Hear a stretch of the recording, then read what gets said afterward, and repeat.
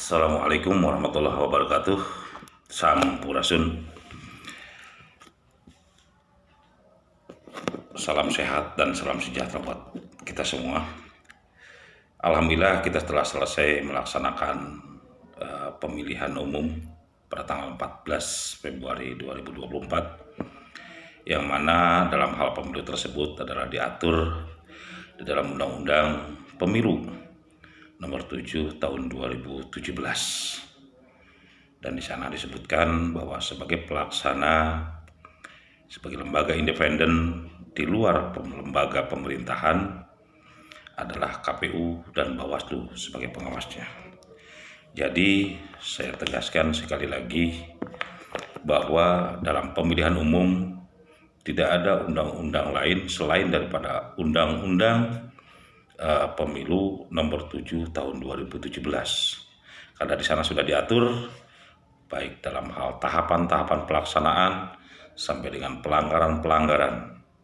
Oleh karena itu, kepada siapapun saya sampaikan pesan ini, termasuk juga para pakar ilmu hukum, baik tata negara maupun ilmu hukum pidana, bahwa harus kita memberikan penjelasan kepada masyarakat Indonesia bahwa pemilu itu adalah secara lex specialis, lex generalis, aturannya sudah diatur di dalam Undang-Undang Nomor 7 Tahun 2017. Bahwa kalau misalkan ada pelanggaran-pelanggaran sebelum pelaksanaan pemilu, baik itu dalam kampanye dan lain-lain sebagainya, maka pelanggaran tersebut bisa disampaikan atau dilaporkan kepada Bawaslu, dan Bawaslu lah yang akan memproses. Karena setelah diproses oleh Bawaslu, nanti ada dua kategori. Apakah ini masuk kepada pelanggaran pidana pemilu atau masuk kepada pelanggaran administrasi pemilu. Kalau misalkan ini masuk dalam pelanggaran administrasi pemilu, maka itu akan disampaikan kepada KPU sebagai tembusannya untuk penindaklanjutinya. Dan kalau misalkan pelanggaran itu adalah masuk kepada pidana pemilu, maka prosesnya akan dilanjut di Gakumdu. Karena di Gakumdu ini sangat lengkap. Gitu. Ada kejaksaan, ada kepolisian, ada kehakiman, sehingga bisa memutus dalam hal pidana pemilu. Adapun setelah kita melakukan pencoblosan tanggal 14 Februari 2024, kalau nanti ada selisih, ada hasil yang kurang memuaskan, sehingga bahwa itu dinamakan adalah sengketa hasil pemilu. Nah, di mana sengketa hasil pemilu diatur di dalam undang-undang tersebut adalah harus dibawa kepada Mahkamah Konstitusi atau MK, gitu ya, bukan kepada hak angket.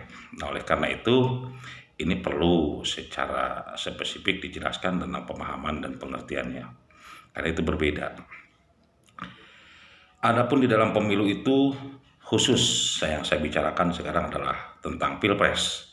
Sekalipun bahwa di dalam pemilu tersebut ada pemilihan presiden, wakil presiden, ada pemilihan untuk anggota DPR RI, ada DPRD provinsi, ada DPRD kabupaten kota, termasuk juga DPD RI, karena ini satu paket gitu.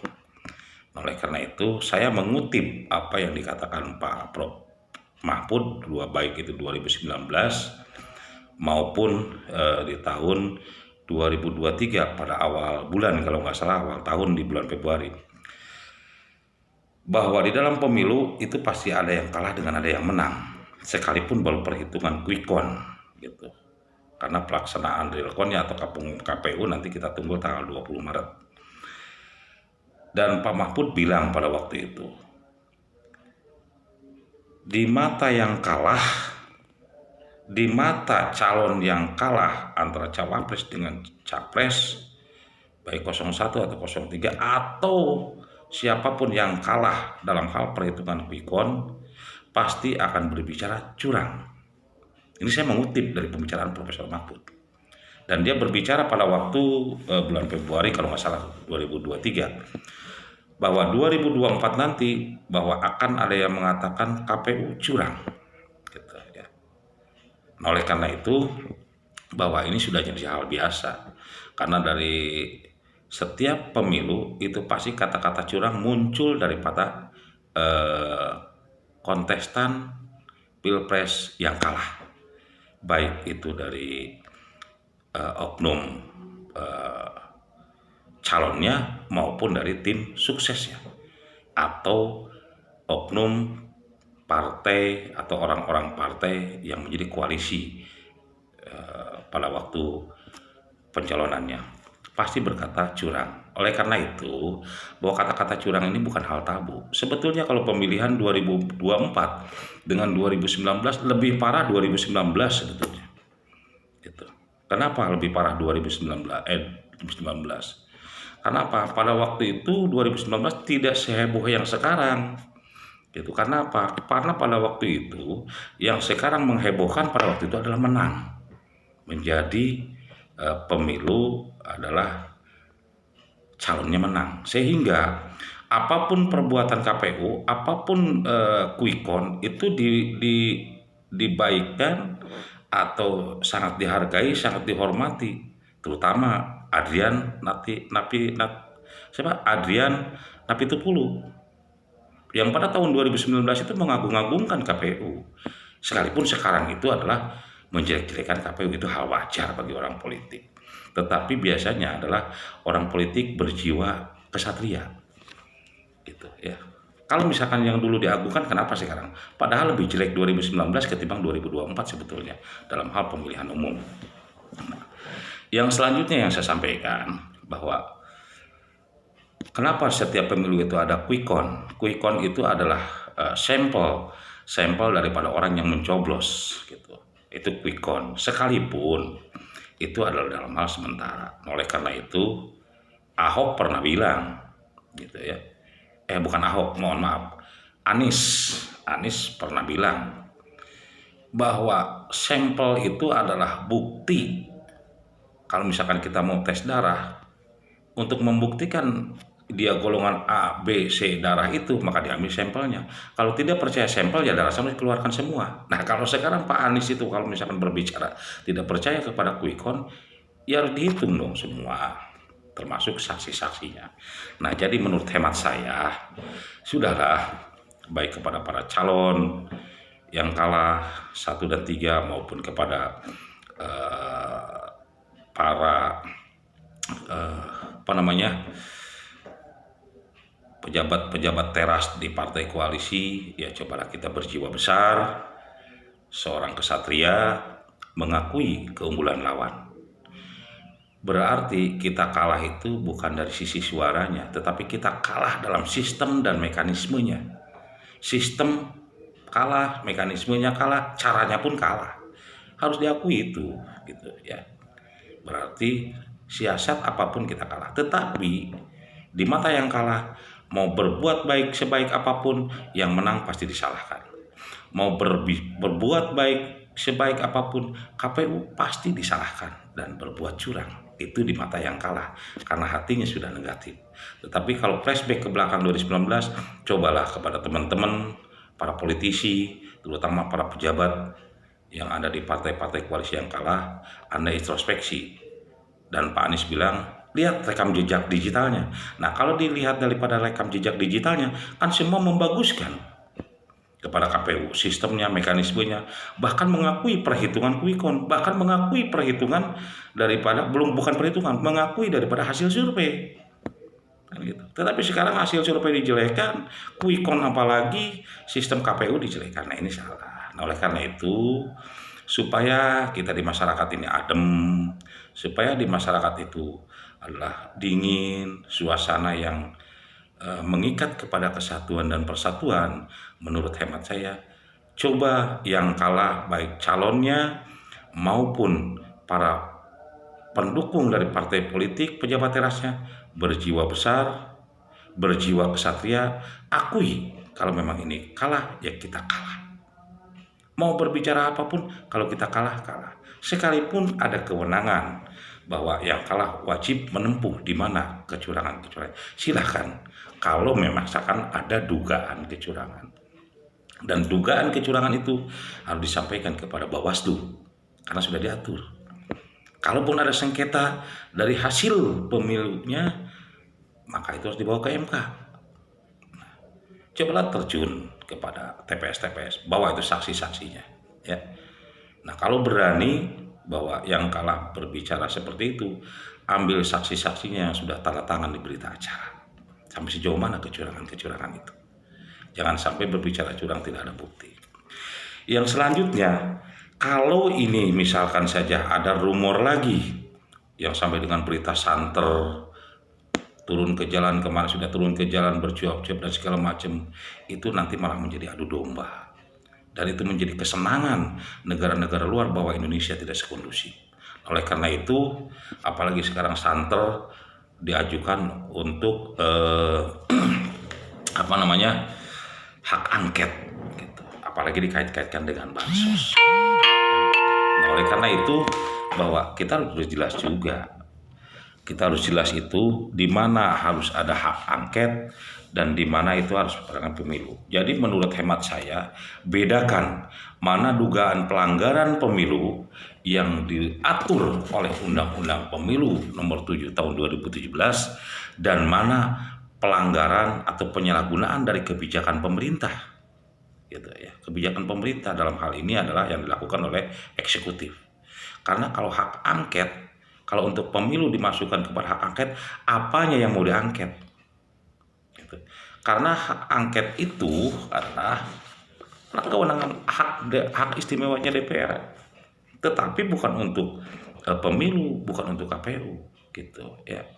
Apanya yang mau diangket? Karena kalau diangket di pemilu, ini 5 loh, bukan hanya presiden, tapi DPR RI, DPRD provinsi, DPRD kabupaten kota, termasuk DPD RI. Bener gak sih perolehan suaranya? Bener gak sih sistem? Nah, jadi nanti malah membuka aib dirinya masing-masing, baik itu untuk partai politik maupun calonnya atau calon legislatifnya. Menurut saya janganlah itu, malah membuka aib pribadi masing-masing sebetulnya. Ini bener gak dia? Karena saya yakin setiap calon pasti mengeluarkan dana. Apalagi saya dengar menurut Deddy Sitorus itu setiap calon DPR RI itu harus mengeluarkan dana 30 miliar. Wah, besar banget. Nah, itu ya. Nah, oleh karena itu salah. Oleh karena menurut hemat saya janganlah membuka aib kita di depan orang lain. Kalau hak angket berarti semua partai politik harus diselidiki, termasuk calon-calonnya, caleg-calegnya. Jadi itu. Karena gini, hak angket itu ya, menurut Undang-Undang Dasar 45 di pasal 20A bahwa hak angket itu adalah definisinya, ini saya bacakan, saya takut salah juga gitu ya. Adalah hak DPR untuk melakukan penyelidikan gitu ya. Hak DPR untuk melakukan penyelidikan terhadap pelaksanaan undang-undang kebijakan pemerintah yang berkaitan dengan hal-hal penting, strategis, dan berdampak luas pada kehidupan masyarakat, berbangsa, dan bernegara yang diduga bertentangan dengan peraturan perundang-undangan. Ini yang dilakukan oleh eksekutif, artinya pemerintah. Sementara pemilu dilaksanakan oleh KPU dan Bawaslu sebagai lembaga independen, itu non pemerintah. Maka tidak mungkin gitu ya, mau ngambil dari aturan manapun. Saya katakan tadi setegas-tegas, pemilu sudah diatur oleh Undang-Undang Nomor 7 2017, lex spesialis, lex generalis. Baik dari tahapan pelaksanaan sampai dengan pelanggaran sampai dengan sengketa pemilu. Jadi nggak ada diangketkan.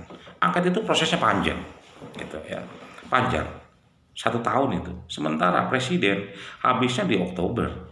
Hak angket belum selesai, presiden sudah selesai. Mau siapa nanti yang menjadi kepala negara? Nah itu. Jadi dan hak angket tidak bisa mengubah hasil pemilu dan tidak bisa membatalkan hasil pemilu. Gitu. Jadi menurut hemat saya sebagai rakyat sudah legowo semua pihak. Yang kalah itu adalah harus legowo, berjiwa besar dan kesatria mengakui daripada keunggulan lawan, baik keunggulan sistem, baik keunggulan teknik, baik keunggulan tata cara, dan mereka bersosialisasi. Berjiwa besar sebagai negarawan karena kita calon-calon pemimpin. Jangan mengedepankan emosional, apalagi berkuar-kuar untuk mengajak orang turun ke jalan. Itu hanya mengadu dombakan antara kita dengan kita. Mengadu dombakan antara rakyat dengan rakyat. Kasihan rakyat sudah capek. Anggota TPS, KPPS, PPK sudah capek. Sekalipun mereka tidak sempurna, karena sebagai manusia tidak ada yang sempurna. Oleh karena itu, hargai petugas KPPS, hargai petugas PPK, hargai KPU, hargai dan hormati saksi Anda masing-masing yang ada di TPS, PPK, dan KPU. Karena saksi itu kadang-kadang lupa makan dan lupa tidur. Bagaimana calonnya supaya menang. Nah, jadi saya berbicara seperti ini supaya tidak terlalu kebablasan untuk para pakar hukum membela calonnya masing-masing yang kalah pada sekarang ini. Dan saya berbicara seperti ini supaya adem. Jangan sampai masyarakat baru kemarin bertengkar dalam kampanye, sekarang bertengkar lagi dengan adanya beberapa pakar yang berbicara tidak profesional menurut saya. Kita berbicara profesional. Adapun ada dugaan yang diduga misalkan ada kecurangan, tempuh jalurnya. Nanti setelah diumumkan 20 Maret ada hasil yang berbeda yang dijadikan sengketa, bawa ke jalurnya ke Mahkamah Konstitusi secara profesional. Tapi kalau berbicara di jalan, sekalipun itu diatur oleh undang-undang hak untuk mengeluarkan pendapat, apalagi dengan mengeluarkan pendapatnya menghina, mencaci maki, itu akan menjadi sasar.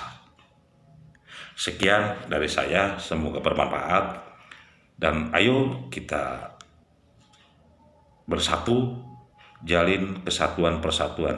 Cinta Indonesia, buktikan dengan hati nurani yang berjiwa besar, buktikan dengan hati nurani yang kesatria.